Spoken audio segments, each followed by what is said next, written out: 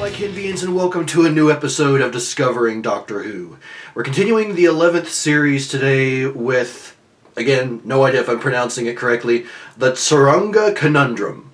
And, I mean, after the previous episode, where we set off on the big adventure on the companion's own accord, they are the ones that decided to actually go with the Doctor, as opposed to getting dragged along for the ride accidentally. I'm ready to find out what this is all about, especially since I have no idea what it could be. So let's get right into it and begin the Tsuranga Conundrum. And just so you know, I probably will skip the intro again, possibly to avoid copyright issues. But whatever. Let's go. I was just saying, like, needle, I stay. This is weird. What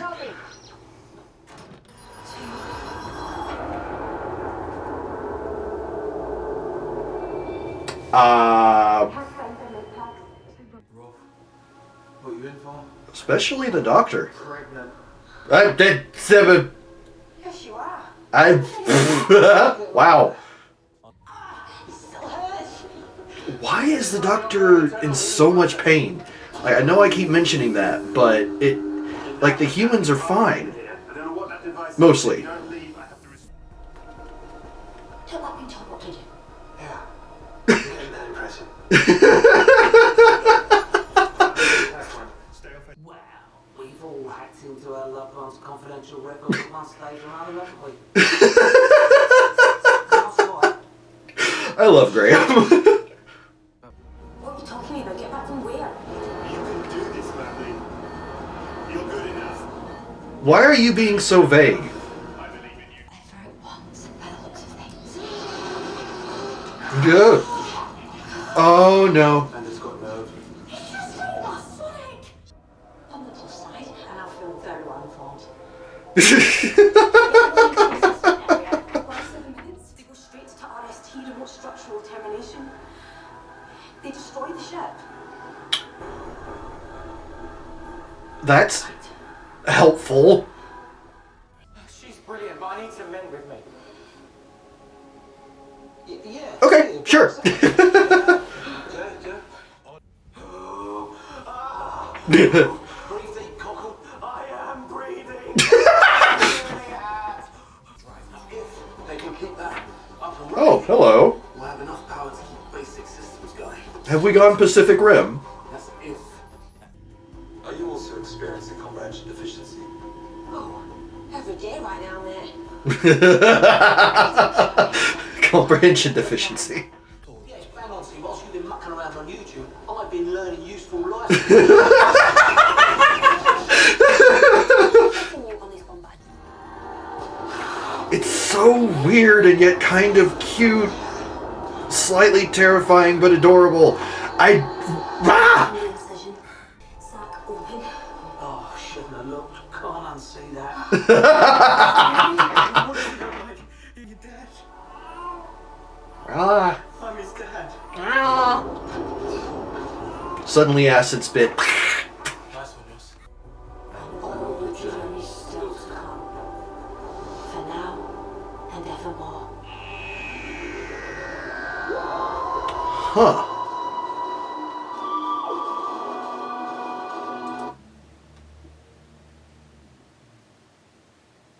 Huh. This was a very interesting one.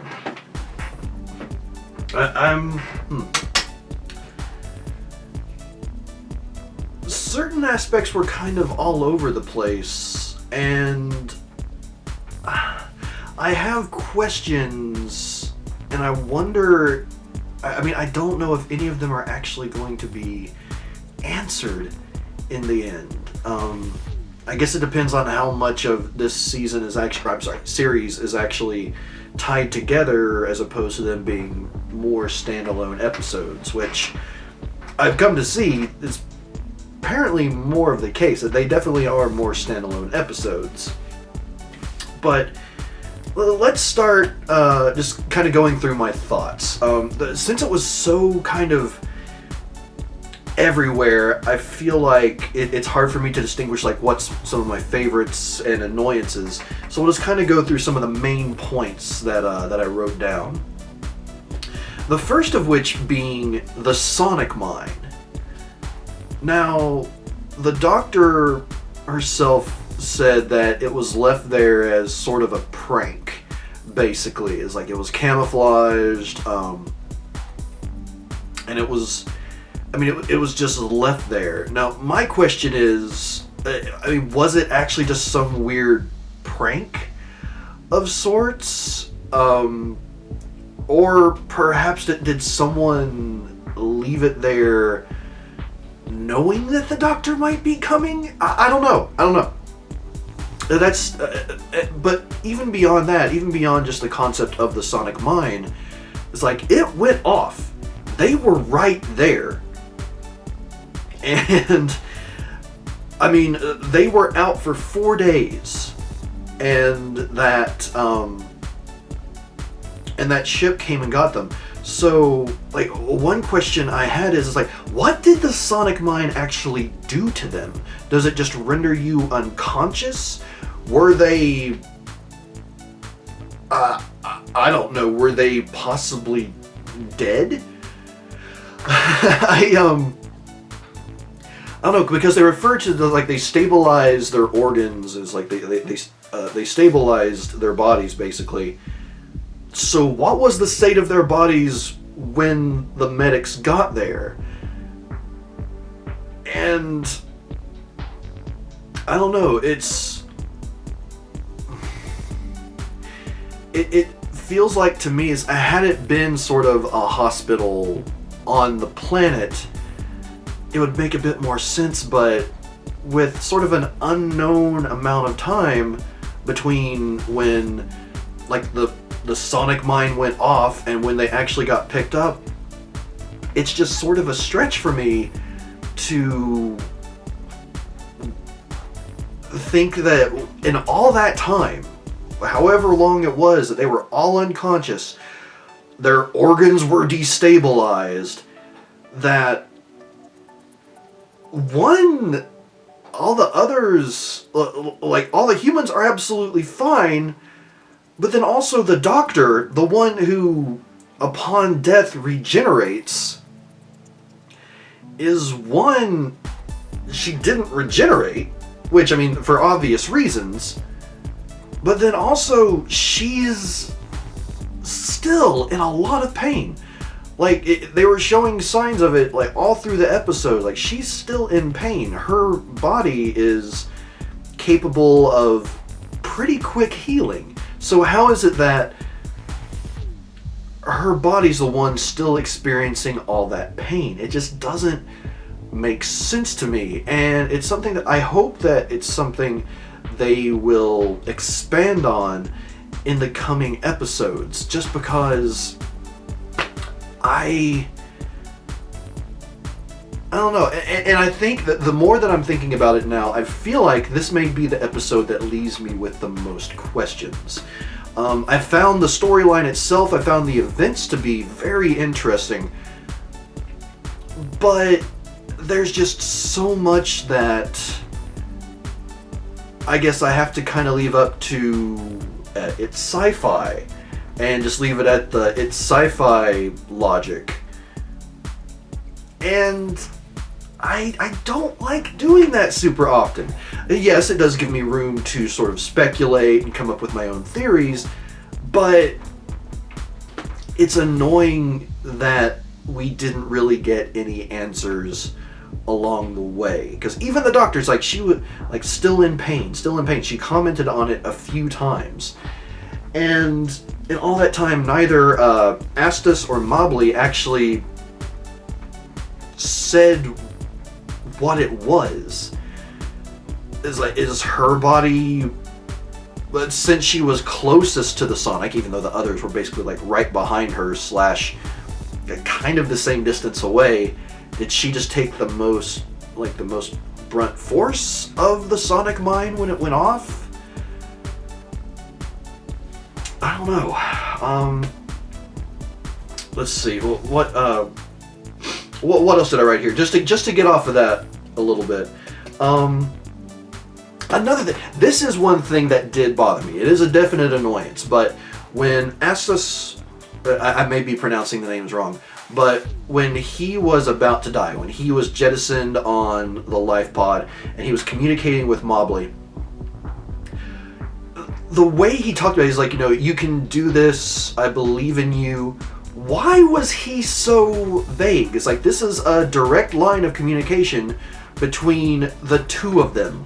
Why didn't he inform her of what was wrong? That there is a creature on there. And then, say those nice things. It's like, I don't have an issue with him saying those nice, supportive things just before he died.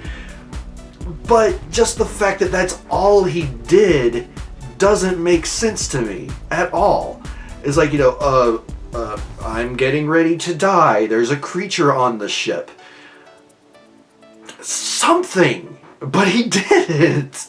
And again, I've repeated it like 3 times already now, but just how vague he was in that just before dying. I maybe he didn't know how long he had to live, but he really hit on the I believe in you, you can do this. Okay, how about you tell her what she can do and why you're saying that? I don't know. That's just a thought. But, okay, so moving on from there, one thing that I did write down was about the android, because how he was acting really, it seemed very suspicious. Like, for a minute there, I thought that maybe the android was actually doing something that might hurt the General, Eve Cicero. I really wish I had written down her brother's name, but I'll just refer to her as General's brother, or Eve's brother. But, yeah, I was really confused there, but I am glad that he ended up actually being a good guy. Very reminiscent of the kinds of androids that we get in the Alien series to a degree, but also, I would say definitely, what was that spin-off movie of Alien? Prometheus? Yeah. The android in Prometheus. It just, I don't know, it seems like they definitely drew inspiration from it from there, because, even though he was an android, there wasn't really much indication of him being an android. He moved like a human, he spoke for the most part like a human. Like, there were certain little inflections about him that made him seem more robotic, but as a whole, it was one of those things where it's like, it was an android that you couldn't tell exactly was an android unless you're paying attention. Again, kind of like the Alien series and Prometheus. And others, I'm sure, but they're just not coming to mind. That's the one that stands out the most. Now, as for Eve Cicero herself, I found it really interesting. It's like, first of all, the Doctor recognized her, which, whenever the Doctor sees someone famous, whether it's someone historical that we might know of, or someone in the future that pretty much only the Doctor would know of, she kind of fangirls a bit, and it's always adorable. But in this case, the General actually, while not recognizing the Doctor necessarily, recognized the name. And the one thing I do wish is that while they commented on it in that particular scene, if there was possibly a chapter or even a volume on the Doctor and what they were talking about, it makes me wonder why that wasn't discussed perhaps a bit more. Like, yes, there were more important matters at hand, but like the General sort of bringing up is like, so you say you're the Doctor, and so on and so forth. I don't know, just seems strange to me that they didn't go back to that. But, it's not a major detail, it was just something that I kind of would have liked to see of the two of them communicating back and forth just a little bit. But that's just me. Next, and I already talked about this a little bit, but the fact that the Doctor is hurt, and it seemed like she was still hurt going into the end of the episode, and my question is she still going to be hurt in the next episode? Or is that going to be something that's just written off? It's like, okay, she was really hurt during this event, but in the next event, she's healed by then, and we never get an explanation. I hope that's not the case. I want to find out why the Doctor is hurting more so than her human companions.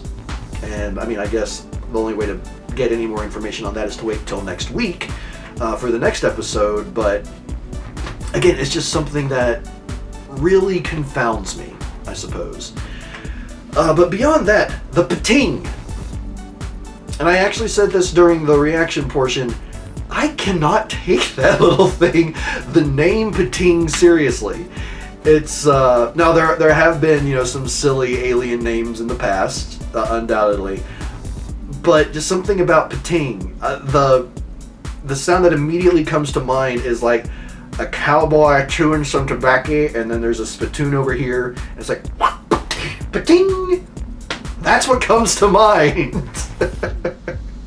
And yeah, moving on from the name though, I actually rather enjoyed the little villain in this. It was, overall, I thought the animation was well done. I'm sure that people that are, what is it, graphic files or whatever it is, people that really pay super close attention to computer graphics, might find some issues with it.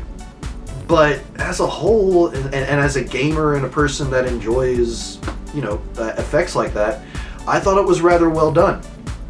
And again, I don't know if I've left this in the YouTube portion of the reaction, but it was strangely adorable, creepy, but yet at the same time it was so cute. But they were able to balance that out in how cute it was, while at the same time not necessarily scary, but just kind of like how it's like, there's these cute little animals that you find completely unsuspecting, like mice and other things like that. But when you corner them, or if you make them angry, all of a sudden these adorable looking creatures become vicious. And raccoons, that's a good one. That's a good example. It's like raccoons, in general, aren't really scary creatures. In fact, a lot of videos that I've seen make them out to be kind of adorable and almost human-like with how they're able to use their hands, and apparently they have thumbs. That's a little bit terrifying. But whenever they get mad or they are trying to intimidate someone because they are scared, the viciousness comes out, and that's the sort of balance, that's the balance of wildlife, perhaps, that they were able to achieve in this creature, this pating. This thing. Pating. But yeah, so I really liked the villain in this. Even though it wasn't necessarily a villain, it was just a dangerous creature. Yeah, that's more accurate. It was a dangerous creature, not a villain. It didn't have any, evil motives. It was just a creature doing what it does, which is seek out energy, apparently. My next part I want to talk about is the fact that we, once again, talk a little bit about Ryan's dad. It's talked about, it's expanded in that regard with Yas, the relatively young new father who just gave birth to his son. But not only did we talk about, or did they talk about Ryan's dad a bit more, but we found out what happened to Ryan's mom. And not only what happened, which I personally expected something, it's still tragic, but something a bit more done up for, not entertainment value, but the dramatics of it, maybe. But no, it was, she died of a heart attack when he was 13. And he's the one that found her. So, in that regard, it's, I don't know, there's certain aspects of Ryan's personality I can understand now. Or even if I don't totally understand it, I can empathize now, just because, I mean, that's some hardcore trauma to go through when you're that young. to find your mother dead.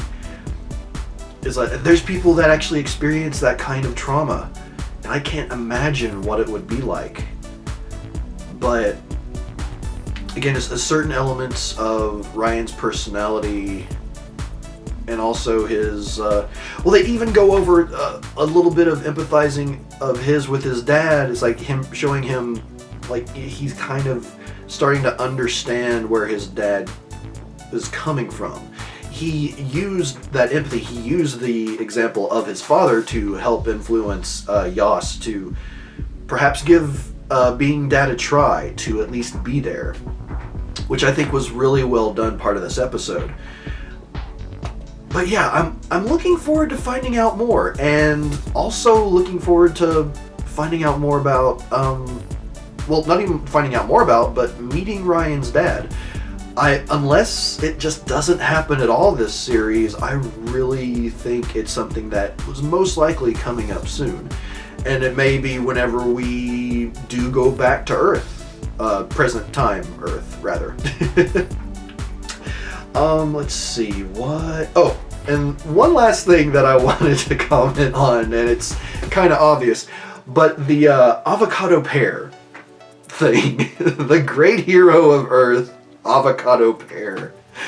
And for a few reasons, just because I don't know if it was just meant to be a one-off joke, or is there supposed to be implied, like, that there is a certain hero, like there's a person from Earth that is actually being referred to, but they got the name completely wrong? And if that's the case, will it be mentioned again? I mean, who knows? If they go to the future again sometime, they might run into Yas and his son, and like Yas is... I don't know. I'm just completely speculating here on stuff that won't most likely matter in the next episode. But it does confuse me a little bit, and it does confound me. You might even say it's a conundrum. Anyway. But yeah, overall, this episode... I know a lot of people didn't really care for the previous episode with the spiders, for reasons outside of the spiders. And I did really enjoy that one. But this one, I just feel like it's a mixed bag. It has some really good elements. It has a lot of good character development. But at the same time, it just feels maybe a bit too disconnected. Or just to go back to what I was saying at the beginning, it's like it leaves me with a lot of questions. It leaves me hanging on a lot of things and confusion to a certain degree. It's like, first of all, in the next episode, are we just going to... are they going to be back at the TARDIS already? Will we see the journey of them getting back to the TARDIS? Will we see them on this spaceship, the Tsuranga? I guess technically they already were on the Tsuranga ship there at the end.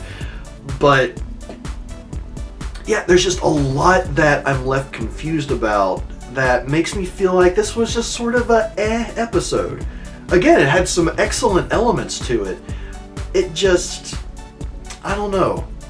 It gave me a similar feeling, I think, as to when I first started watching Doctor Who. The second episode that, I ever watched was the second episode of the reboot series, the restart of the series in 2005, and that was The End of the Earth. I think that's the name of the episode, but basically it's when the Earth explodes, the Doctor and Rose go to the future, they see all that, and there was just certain things about it that felt maybe just a bit too alien to me to really grasp on at the time. I actually haven't rewatched that episode yet, so I'm curious how I would feel about it now. But I think maybe there were just certain aspects of this episode that were a bit too alien for me to fully grasp on. Maybe that's what it is. Which I guess is more of a comment on myself than the episode itself. I'm not entirely sure. You okay, buddy? Charlie has a little cough. But yeah, this episode gives me a lot to think about, but I feel like I may not know my full feelings on it until after the next episode and I find out whether or not they're going to address certain things. Primarily of which is whether or not the Doctor will still be hurt and why. So yeah. That's really all I have to say about this episode. It was an intriguing one, to say the least, but just to repeat myself again, I know I do that a lot, I would say this is a bit of a step down from the previous episodes. Maybe it's a step up for some of you all, since a lot of you didn't really care for the Arachnids in the UK episode. But I guess we'll have to wait and see. But, please do let me know your thoughts in the comments down below, both about this episode and also my thoughts surrounding it, if you were able to get through all that rambling and repeating myself, yes. And yeah, I'm just really intrigued to hear what you all have to say. And let me know if there's anything that you think I missed commenting about as far as this episode goes. And if you do think so, let me know. And if I do have anything to say about it, I will reply, if at all possible. If I have time. Because it's hard to say if I'll have time or not these days. But thank you all so much for being here. And just so you know, if in case you would like to see episodes like this and others like Steven Universe, video games that I've been playing, if you'd like to see episodes of that before they go live on YouTube, or public on YouTube rather, if you would like to become a patron over at patreon.com/PapaKennMedia for as little as $1 a month, you can get early access to my videos as soon as I get them uploaded. It can be anywhere from a day, maybe less than a day, to a week or more. Depends on how much time I have and how much I'm able to get done. But if that interests you at all, there's a link in the description down below, as well as at the end of this video. But until next time, everyone, I am Papa Ken, and I will see you on the next episode of Discovering Doctor Who for Demons of the Punjab, which I may have pronounced that wrong, and if I did, I apologize. But regardless, until then, Allons-y!